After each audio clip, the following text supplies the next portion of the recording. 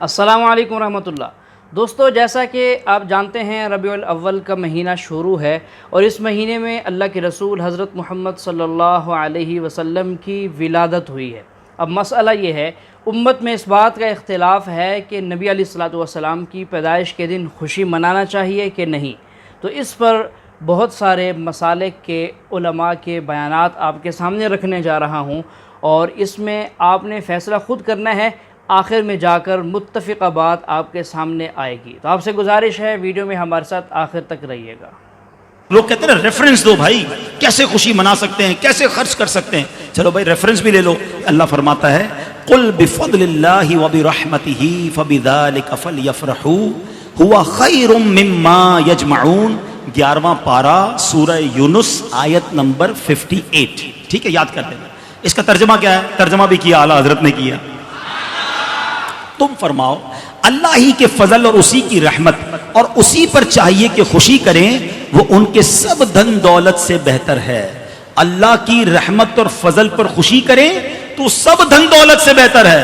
اچھا، پھر اللہ کی کوئی بھی رحمت ہو تو خوشی کرنے کا حکم ہے، تو جو سب سے بڑی رحمت ہو، جو سب سے بڑی نعمت ہو، اب آپ ہو سکتا ہے کوئی کہے یار نبی پاک اللہ کی رحمت ہے، یہ کہاں سے آیا بھائی؟ اور پھر قرآن کا ریفرنس دے دیتا ہوں۔ اللہ قرآن میں فرماتا ہے وَمَا أَرْسَلْنَاكَ إِلَّا رَحْمَةً لِلْعَالَمِينَ، میرے آقا تو سارے جہان کے لیے رحمت ہیں۔ احادیث میں یہ مضمون ملتا ہے، حدیث قدسی ہے، اے محبوب تجھے نہ بناتا تو یہ کائنات ہی نہ بناتا۔ جو وجہ تخلیق کائنات ہیں، جس کے سبب یہ دنیا بنی ہے، ان کی آمد کی خوشی کیوں نہ منائیں؟ تو انشاءاللہ دھوم دھام سے میلاد منائیں گے، پرچم بھی لگائیں، لائٹیں بھی لگائیں، مگر چوری کی نہیں، بل دے کر۔ بے شک 2 ٹیوب لائٹیں لگائیں، 2 بلب لگائیں، مگر بل دینا ہے، کیونکہ ناجائز طریقے سے ثواب نہیں ملتا۔ محفل نعت کریں، کسی کو تکلیف نہ پہنچائیں، ٹھیک ہے؟ اچھا، اب پرچم کس لیے لگائیں؟ کہ دن میں کوئی آپ کے گھر کے پاس سے گزرے تو پتہ چلے یہ عاشق رسول کا گھر ہے۔ لائٹ اس لیے لگاؤ کہ رات میں گزرے تو پتہ چل جائے یہ میلاد منانے والے کا گھر ہے۔ ہاں، ابھی کچھ لوگ نکلیں گے یا نکلنے کی تیاری کر رہے ہوں گے، یار یہ لائٹیں کی جگہ جو ہے کسی غریب کی شادی کر دو، یہ نیاز جلوس کرتے ہو تو کسی مریض کا علاج کرا دو۔ اب تو ان کو جواب بڑا تگڑا دینا ہے، اربوں روپے ان سیلاب زدگان میں انہوں نے ہی بانٹے ہیں جو سرکار کا میلاد بھی مناتے ہیں۔ انشاءاللہ مسلمانوں کی مدد بھی کریں گے اور میلاد بھی منائیں گے انشاءاللہ۔ بلکہ مزے کی بات بتاؤں، دعوت اسلامی والوں نے تو یہ طے کیا ہے کہ ان سیلاب زدگان کی خیمہ بستیوں میں جا کر ان کے ساتھ میلاد منائیں گے انشاءاللہ۔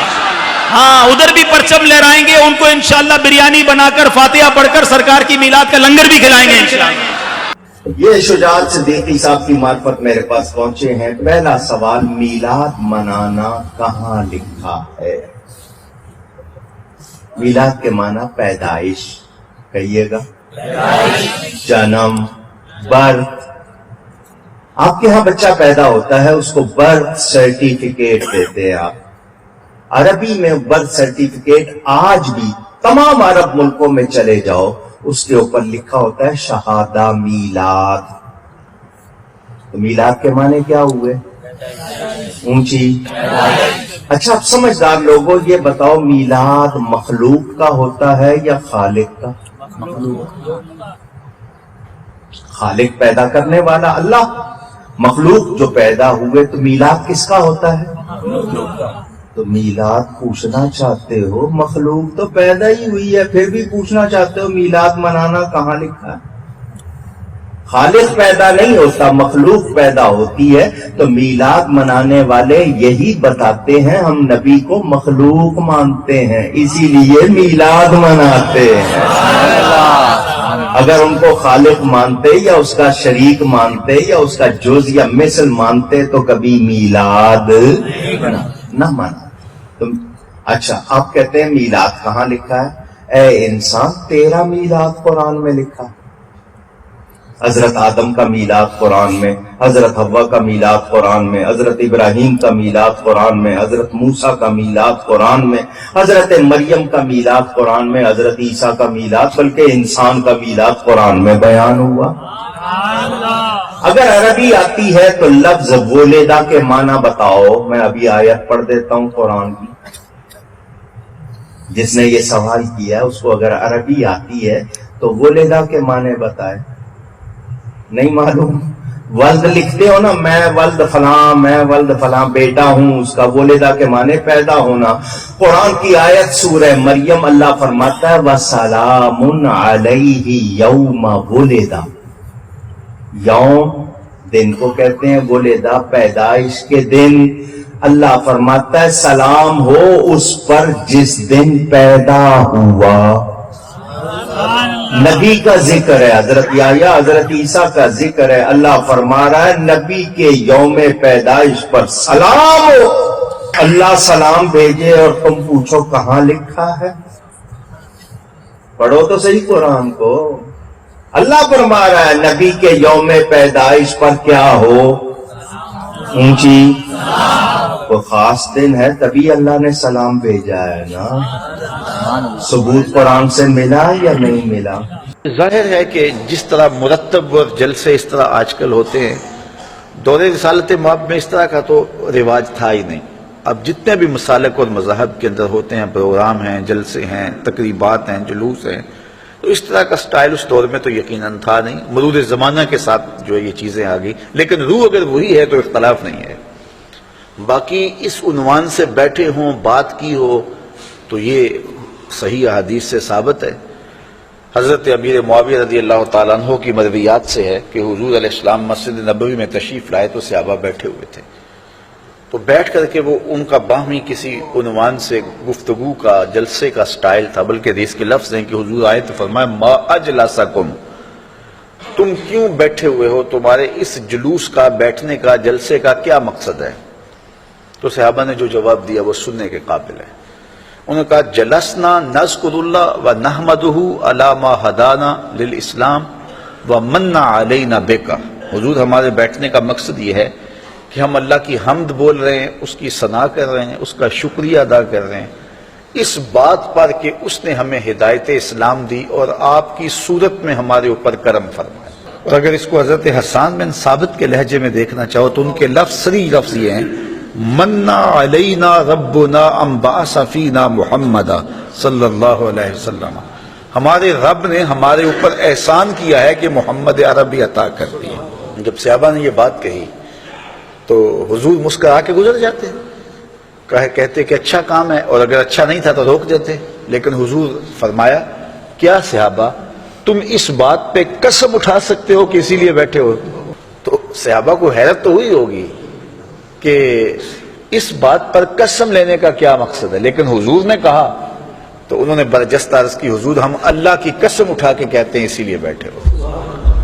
حضور نے باقاعدہ حدیث میں آتا ہے، مسلم کی روایت ہے، سنن نسائی میں ہے، باقی کتب حدیث میں ہے، تو جب صحابہ سے باقاعدہ حضور نے قسم لے لی اور انہوں نے قسم دے دی تو حضور علیہ الصلوۃ والسلام نے فرمایا صحابہ میں تم سے جو قسم لی ہے وہ کسی تہمت کی بنیاد پر نہیں لی، کوئی شک نہیں تھا تمہارے قول کی صداقت پر کہ میں نے قسم سے تصدیق چاہی ہو، بلکہ ماجرا کچھ اور تھا، اور وہ کیا تھا کہ میں حجرے میں تھا، اتانی جبریل علیہ السلام، میرے پاس حضرت جبریل امین آئے، تم باہر بیٹھ کے مجلس کر رہے تھے اور میں حجرے میں بیٹھا ہوا تھا، اتانی جبریل علیہ السلام، اور میرے پاس جبریل امین آئے فاخبرنی ان اللہ یباہی بکم الملائکہ، مجھے جبریل نے آ کے خبر دی اے صحابہ تمہارے اس عمل پر اللہ فرشتوں میں فخر کر رہا ہے، تمہارے اس عمل پر، فاخبرنی ان اللہ یباہی بکم الملائکہ، تمہارے اس عمل پر اللہ فرشتوں میں ناز کر رہا ہے، فرشتوں میں فخر کر رہا ہے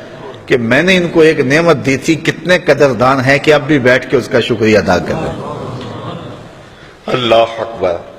تو مجھے بتائیے آج اگر میں اور آپ بیٹھ جائیں اور جمع ہو جائیں، چلو بیٹھنے کی جگہ پر چراغاں بھی کر لیں، نیچے اچھی چٹائیاں بھی بچھا لیں، اب اتنی آوازیں نہیں ہیں کہ زور سے بول کر آخری شخص تک آواز پہنچائی جائے، چلو سہولت کے لیے لاؤڈ سپیکر بھی لگا لیں، کوئی دور و نزدیک سے لوگ آئے ہیں ان کے لیے کوئی کھانے کا شیرینی کا انتظام بھی کر لیں، تو اس میں کیا قباحت ہوگی؟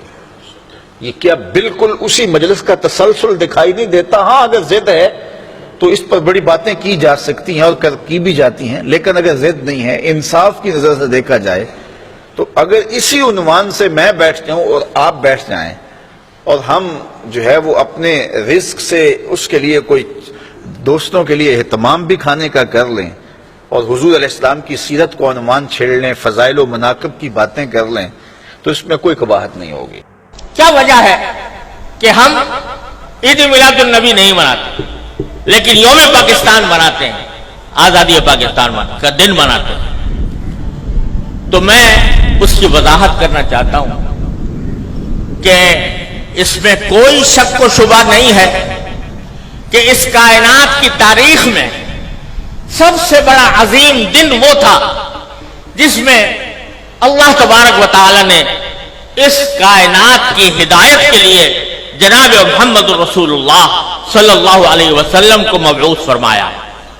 اس سے زیادہ عظیم دن انسانی تاریخ میں کوئی اور نہیں جس میں آپ تشریف لائے، لیکن آپ ہی کی تعلیمات اور آپ ہی کی سنت اور آپ کے جانثار صحابہ کرام کی سنت یہ ہے کہ انہوں نے کبھی نبی کریم سرور عالم صلی اللہ علیہ وسلم کا دن نہیں منایا، اور اس لیے نہیں منایا کہ اللہ تبارک و تعالی نے رسول کریم صلی اللہ علیہ وسلم کو اس لیے مبعوث فرمایا تھا تاکہ آپ کی ہدایت کی روشنی سے یہ کائنات منور ہو اور لوگ آپ کی تعلیمات کی اتباع اور پیروی کریں۔ آپ کی ذات والا صفات وہ ہر قسم کی رسمی کارروائیوں سے کہیں بالاتر ہے، اور حضرات صحابہ کرام جو آپ کی زندگی کے ایک سانس کے بدلے اپنی ساری زندگیاں نچھاور کر سکتے تھے، انہوں نے کبھی یہ دن نہیں منایا۔ جب انہوں نے جو کوئی چیز نہ منائی ہو اور انہوں نے اس سے اعتراض کیا ہو اور اس کے بجائے ساری زندگی اتباع سنت کی کوشش کی ہو، اس کو اگر ہم منانا شروع کریں تو دین کے اندر ایک اضافہ ہوگا، دین کے احکام میں ایک اضافہ ہوگا، اور دین کے کام میں کوئی اضافہ وہ بدعت کہلاتا ہے۔ من احدث فی امرنا ھذا فہو رد، تو وہ بدعت بن جاتا ہے کیونکہ وہ ایک مذہبی معاملہ ہے۔ عید میلاد النبی مذہبی تقریب کے طور پر منائی جاتی ہے، مذہبی عید کے طور پر، عید کا نام اس کا رکھا گیا ہے، اور وہ مذہبی تقریب ہے، اور مذہبی تقریب اگر کوئی شخص مذہب کا حصہ سمجھ کر وہ بنائے گا تو دین میں ایک اضافہ ہوگا جس کا نام بدعت ہے۔ اس لیے ہمارے اکابر علماء کرام نے اس بنانے کا اہتمام نہیں کیا۔ آپ کو معلوم ہے کہ ماہ ربیع الاول کا آغاز ہو چکا ہے، دوسری تاریخ ختم ہوئی اور آج ہم تیسری شب میں اس وقت یہاں بیٹھے ہیں۔ یہ ماہ مبارک حضور صلی اللہ علیہ وسلم کی سیرت مطہرہ سے ایک بڑا گہرا تعلق رکھتا ہے۔ حضور کی ولادت باسعادت بھی اسی ماہ مبارک میں ہوئی، اگرچہ تاریخ کے بارے میں اختلاف ہے۔ حضور کا انتقال بھی اس ماہ مبارک میں ہوا، اور وہ متفق علیہ تاریخ ہے 12 ربیع الاول اصل میں حضور کا یوم وفات ہے، اور اکثر محققین کی رائے یہ ہے کہ آپ کا یوم ولادت جو ہے وہ 9 ربیع الاول ہے۔ سب سے بڑا سچ جو کہ ڈاکٹر اسرار کی زبانی آپ نے سن لیا، اس پر سب علماء کا اتفاق ہے، اکابرین امت کا، کہ اللہ کے رسول صلی اللہ علیہ وسلم کا یوم وفات 12 ربیع الاول ہے۔ سنن الترمذی کی اندر بھی روایت موجود ہے، اور بھی احادیث کی کئی کتابیں ہیں جس میں نبی علیہ الصلوۃ والسلام کی وفات کا دن 12 ربیع الاول قرار دیا گیا ہے، اور اسی 12 ربیع الاول کے دن کو یہ جو کچھ مسلک کے لوگ ہیں انہوں نے اس کو یوم وفات کے بجائے یوم پیدائش بنا لیا اور اس میں خوشی منانے لگ گئے ہیں۔ چلیے مزید سنتے ہیں آگے۔ یہی وجہ ہے کہ مجھے یاد ہے کہ ہمارے بچپن میں اس دن کو جو لوگ کچھ تھوڑا بہت مناتے بھی تھے تو 12 وفات کے نام سے در حقیقت یہ نام یاد کیا جاتا تھا۔ حضور صلی اللہ علیہ وسلم کی وفات کا دن ہے، کچھ کھانا پکا کر کچھ غریبوں کو مساکین کو کھلانا، یہ در حقیقت چیز تھی کہ جو اب ہوتے ہوتے اس نے بہت ہی ایک دوسری صورت اختیار کر لی ہے. اب یہ ایک جشن بن گیا ہے اور ایک عید کا سا سما. بلکہ واقعہ یہ ہے کہ جو اصل دو عیدیں ہیں وہ کہیں پیچھے چلی گئی ہیں, اور یہ جو دو عیدیں ہم نے ایجاد کی ہیں, ایک عید میلاد النبی اور ایک عید استقلال, اگر ہم جائزہ لیں تو شاید یہ دو جو ہے یہ زیادہ فور گراؤنڈ میں آ چکی ہیں. لیکن یہ کہ جہاں تک آپ کی ولادت اور آپ کے وفات کا اس ماہ مبارک میں ہونا ہے وہ ثابت ہے. مزید برآں حضور کا ورود مدینہ منورہ میں بھی ماہ ربیع الاول میں ہوا ہے.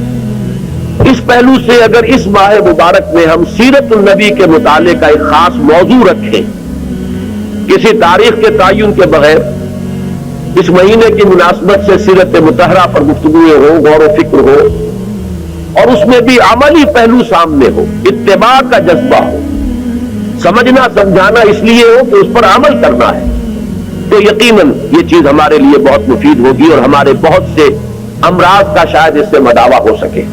Question that about Eid Milad النبی. آپ دیکھیں گے کہ ہمارے مسلم معاشروں میں جتنے ہیں, خصوصاً انڈیا, پاکستان اور ممالک میں, کہ ایک عید میلاد النبی منایا جاتا ہے, وہ birthday of the profit.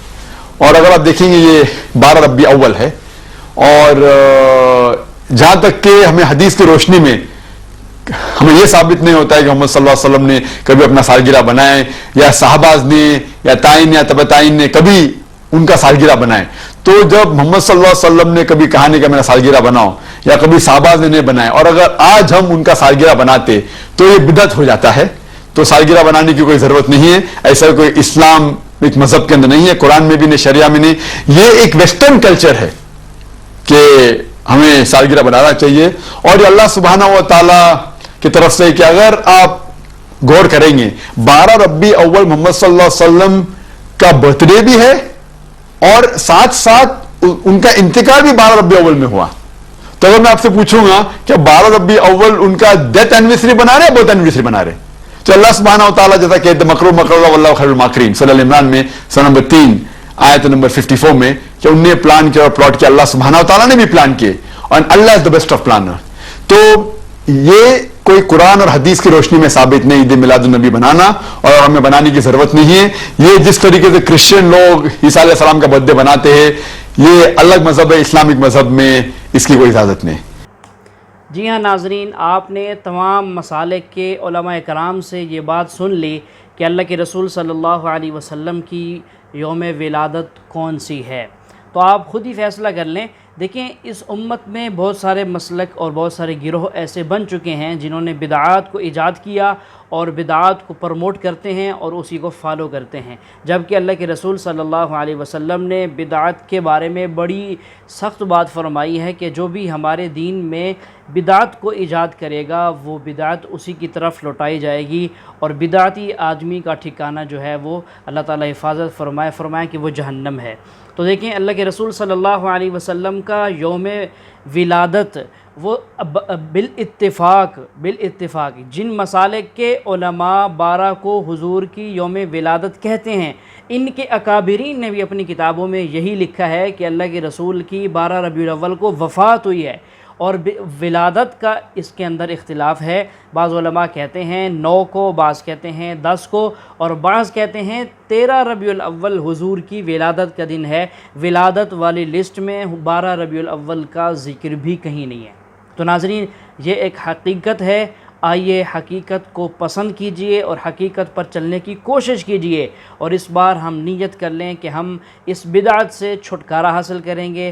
ان 12 ربیع الاول میں شرکت کرنے والے, خوشی کرنے والوں میں ہم شریک نہیں ہوں گے, ان کا بائیکاٹ کریں گے, اور زیادہ سے زیادہ اس ماہ ربیع الاول میں اللہ کے رسول صلی اللہ علیہ وسلم کی ذات پر درود پاک پڑھیں گے, کیونکہ اللہ کے نبی کے اس امت پر, ہم پر, مجھ اور آپ پر بڑے احسانات ہیں.